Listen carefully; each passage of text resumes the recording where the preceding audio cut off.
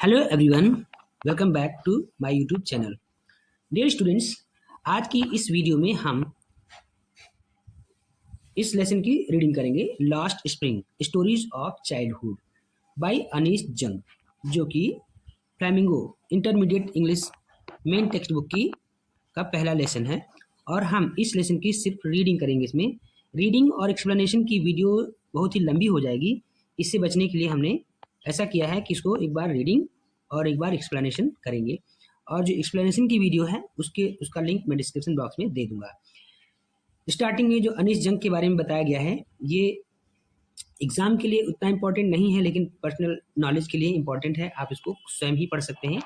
I don't want to give time on reading this portion. Just Anees Jung के बारे में बताया गया है कि उनका जन्म जो राउरकेला में हुआ था 1964 में। और उनका बचपना हैदराबाद में गुजरा था। उन्होंने अपनी जो higher studies United States of America में किया था, यूनिवर्सिटी ऑफ मिशिगन में। और उनके बारे में जो भी इन्फॉर्मेशन है आप इसको पढ़ सकते हैं। उन्होंने महिला सशक्तिकरण के क्षेत्र में भी कार्य किया है। और ब्रेकिंग द साइलेंस, ये महिलाओं से बातचीत का एक हिस्सा है जो उन्होंने लिखा है। इम्पॉर्टेंट थिंग है who's who, main character. Okay, तो यहाँ से हम स्टार्ट करते हैं रीडिंग, और पूरी रीडिंग एक बार में सुना देते हैं, एक्सप्लेनेशन अगली वीडियो में। अनीश जंग, she is a writer and also the narrator of the last spring. She has sympathy towards the poor children who are mentioned in the lesson. Sahib Alam, he is a rag picker. He, with his family, has left his home of Dhaka long ago. He lives at Simapuri, a place on the periphery of Delhi. Mukesh, he works in the glass furnace with high temperature. His whole family is engaged in making bangles. In Firozabad, he wants to become a motor mechanic. Savita is a young girl who is wearing drab pink dress. About the lesson is in two parts. First, the lesson last spring is the narration of the children who have lost their childhood due to poverty and exploitation. The lesson is divided into two distinct parts. Sometimes I find rupee in the garbage and I want to drive car. Okay, two portion. The first part of the lesson describes the life of unfortunate rag pickers. Most of them are migrant from Dhaka and have settled in Simapuri. The protagonist of the story is Sahib. He is a rag picker and is always busy in searching for gold here and there. Second part of the lesson describes the life of Mukesh, who is a resident of Firozabad. He is the son of a poor bangle maker in this region. Child labor law are brutally violated. Mukesh has a dream to become a motor mechanic. Anish Jung tries to analyze the grinding poverty and traditions which are responsible for the exploitation of these poor children. Now, main lesson starts here.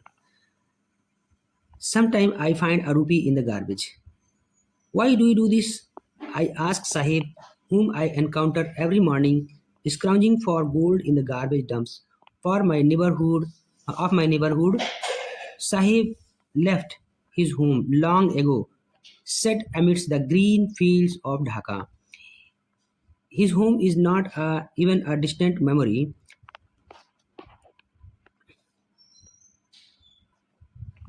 There were many storms that swept away their fields, homes. His mother tells him that's why they left, looking for gold in the big city where now he lives. I have nothing else to do, he mutters, looking away. Go to school, I say glibly, realizing immediately how hollow the advice must sound. There is no school in my neighborhood. When they build one, I will go. If I start a school, will you come?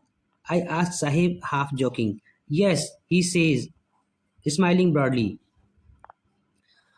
A few days later, I see him running up to me. Is your school ready? It takes longer to build a school. I say, embarrassed at having made a promise that was not meant, but promises like mine abound in every corner of his bleak world. After months of knowing him, I ask him his name. Sahib Alam, he announces. He does not know what it means. If he knew its meaning, Lord of the universe, he would have a hard time to believing it. Unaware of what his name represents, he roams the streets with his friends, an army of barefoot who appear like the morning birds and disappear at noon. Over the months, I have come to recognize each of them. Why aren't you wearing chappals? I asked one. My mother didn't bring them down from the shelf. He answers simply.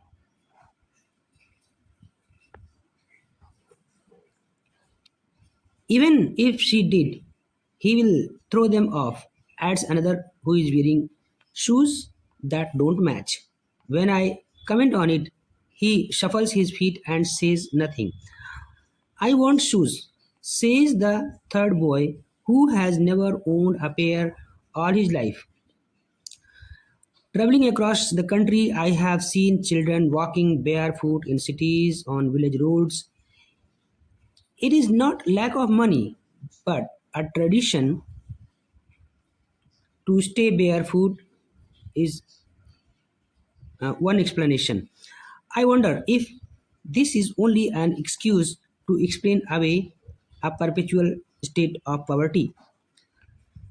I remember a story a man from Udupi once told me as a young boy he would go to school past an old temple where his father was a priest. He would stop briefly at the temple and pray for a pair of shoes. 30 years later, I visited his town and the temple, which was now drowned in an air of desolation. In the backyard where lived the new priest, there were red and white plastic chairs. A young boy dressed in a grey uniform, wearing socks and shoes, arrived panting and threw his school bag on the folding bed. Looking at the boy, I remembered the prayer another boy had made to the goddess when he had finally got a pair of shoes. Let me never lose them. The goddess had granted his prayer. Young boy is like the son of the priest now wore shoes. But many others, like the rag pickers in my neighborhood, remain shoeless. My acquaintance with the barefoot rag pickers leads me to Simapuri, a place on the periphery of Delhi, yet miles away from it. Metaphorically, those who live in here are squatters who came from Bangladesh back in 1971. Sahib's family is among them. Simapuri was then a wilderness. It still is, but it is no longer empty.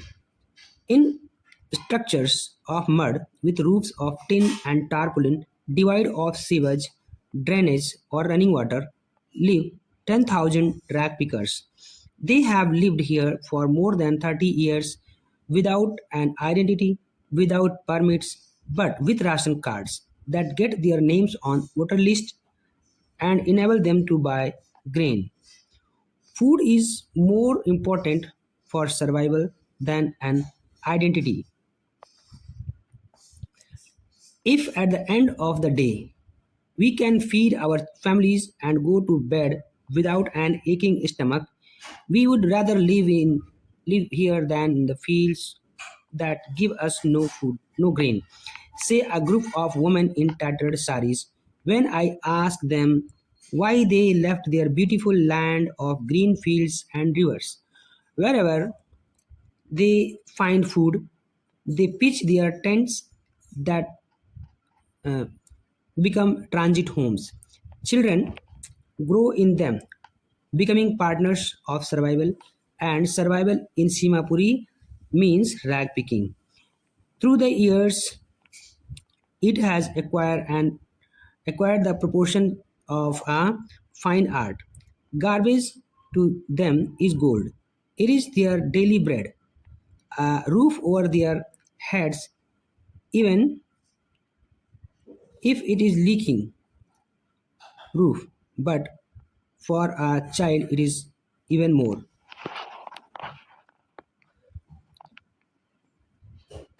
I sometimes find a rupee, even a 10 rupee note. Sahid says, his eyes lighting up. When you can find a silver coin in heap of garbage, you don't stop scrounging for more, for there is hope of finding more. It seems that for children, garbage has a meaning different from what it means to their parents. For the children, it is wrapped in wonder. For the elders, it is a means of survival. One morning, I see Sahib standing by the fenced gate of neighborhood club, watching two young men dressed in white playing tennis. I like the game.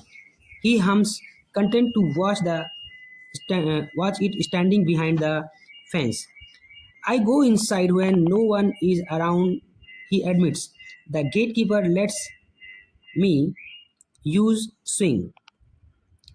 Sahib too is wearing tennis shoes that look strange over his discolored shirt and shorts. Someone gave them to me, he says in the manner of an explanation. The fact that they are discarded shoes of some rich boy who perhaps refused to wear them because of a hole in one of them does not bother for one who has walked barefoot. Even shoes with a hole is a dream come true, but the game he is watching so intently is out of his reach. This morning Sahib is on his way to milk booth. In his hand is a steel canister. I now work in a tea stall down the road, he says, pointing in the distance. I am paid rupees 800 for all my meals. Does he like the job? I ask. His face, I see, has lost the carefree look. The steel canister seems heavier than the plastic bag he would carry so lightly over his shoulder. The bag was his. The canister belongs to the man who owns the tea shop. Sahib is no longer his own master. I want to drive a car. Mukesh insists on being his own master. I will be more I will be a motor mechanic, he announces. Do you know anything about cars? I ask. I will learn to drive a car. He answers, looking straight into my eyes. His dream looms like a mirage amidst the dust of streets that fills his town Firozabad, famous for its bangles. Every other family in Firozabad is engaged in making bangles. It is the center of India's glass blowing industry, where families have spent generations working around furnaces, welding glass, making bangles for all women in the land. It seems Mukesh's family is among them. None of them know that it is illegal for children like him to work in the glass furnace with high temperature in dingy cells without air and light. That's the law, if enforced, could get him and all those 20,000 children out of the hot furnaces where they slog their daylight hours, often losing the brightness of their eyes. Mukesh's eye beam as he volunteers to take me home, which he proudly says is being rebuilt. We walk down stinking lanes chalked with garbage, past homes that remain hovels with crumbling walls, wobbly doors, no windows, crowded with the families of humans and animals coexisting in the primeval state. He stops at the door of one such house, bangs wobbly iron door with his foot, and pushes it open. We enter a half-built shack. It in one part of it, thatched with dead grass, is a firewood stove over which sits a large vessel of sizzling spinach leaves. On the ground, in large aluminum platters, are more chopped vegetables. A frail young woman is cooking the evening meal for the whole family. Through eyes filled with smoke, she smiles. She is a wife of Mukesh's elder brother, not much older in years. She has begun to command respect as the Bahu, the daughter-in-law of the house, already in charge of three men, her husband Mukesh, her husband Mukesh and their father. When the older man enters, she gently withdraws being behind the broken wall and brings her veil closer to her face as custom demands. Daughter-in-law must veil their faces before male elders. In this case, the elder is an impoverished bangle maker. Despite of long years of hard labor, first as a tailor, then a bangle maker, he has failed to renovate a house, send his two sons to school. All he has managed to do is teach them what he knows, the arts of making bangles. It is his karma, his destiny, says Mukesh's mother, who had watched her own husband go blind with the dust from polishing the glass of bangles. Can a God given lineage ever be broken? She implies it born in the caste of bangle makers. They have seen nothing but bangles in the house, in the yard, in every other house, every other yard, every street in Firozabad. Spiral bangles, sunny gold, paddy green, royal blue, pink, purple, every color born out of the seven colors of the rainbow, lie in mounds in unkempt yards, are piled on four-wheeled hand carts pushed by young men along the narrow lanes of the shanty town, and in the dark hutments next to lines of flames of flickering oil lamps sit boys and girls, their fathers and mothers welding pieces of colored glass into circles of bangles. Their eyes are more adjusted to the dark than to the light outside. That is why they often end up losing their eyesight before they become adults. Savita, a young girl in drab pink dress, sit alongside an elderly woman shouldering pieces of glass as her hands move mechanically like the tongues of a machine. I wonder if she knows the sanctity of the bangles she helps make. It symbolizes an Indian woman's suhag, auspiciousness in marriage. It will dawn on her suddenly one day when her head is draped with a red veil, her hands dyed with henna, and red bangles rolled into her wrists. She will then become a bride like the old woman beside her, who became one many years ago. She still has bangles on her wrist, but no light in her eyes. एक वक्त शेर भर खाना भी नहीं खाया. She says in the voice drained of joy. She has not enjoyed even one full meal in her entire lifetime. That's what she has reaped. Her husband, as an old man with a flowing beard, says, I know nothing except bangles. All I have done is make house for the family to live in. Hearing him, one wonders if he has achieved what many have failed in their lifetime. He has a roof over his head. The cry of not having money to do anything except carry on the business of making bangles, not enough to eat, rings in every home. The young man echo the lament of their elders. Little has moved with time. It seems in Firozabad, years of mind-numbing toil have killed all initiative and the ability to dream. Why not organize yourself into a cooperative? I asked a group of young men who have fallen into vicious circle of middlemen who trapped their fathers and forefathers. Even if we get organized, we are the one who will be hauled up by the police, beaten and dragged into jail for doing something illegal. They say there is no leader among them, no one who could help them see things differently. Their fathers are as tired as they are. They talk endlessly in the spiral that move from poverty to apathy to greed and into to just injustice.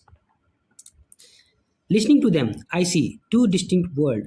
One of the families caught in web of poverty, burdened by the stigma of caste in which they are born.